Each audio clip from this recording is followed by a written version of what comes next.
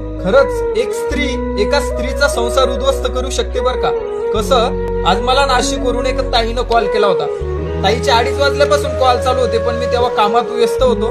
पण 4:30 वाजता स्वतः ताईनं फोन केला.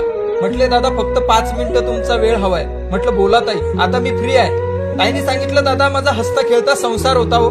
मला 2 मुलं आहेत, एक मुलगी आहे एक मुलगा आहे. आम्ही नाशिकमध्ये असतो. माझे मिस्टर जॉबला असतात. आमच्या लेकरांवर माझ्यावरती खूप प्रेम करायचे मिस्टर.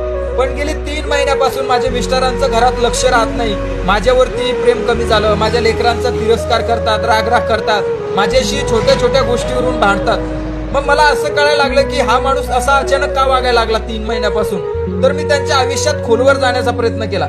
तर मला असं कळालं की त्यांचं बाहेर कुठेतरी अफेअर चालू आहे. आणि अफेअर अशा व्यक्तीसोबत चालू आहे जी मुलगी कधी काळी माझी मैत्रीण होती, स्त्री.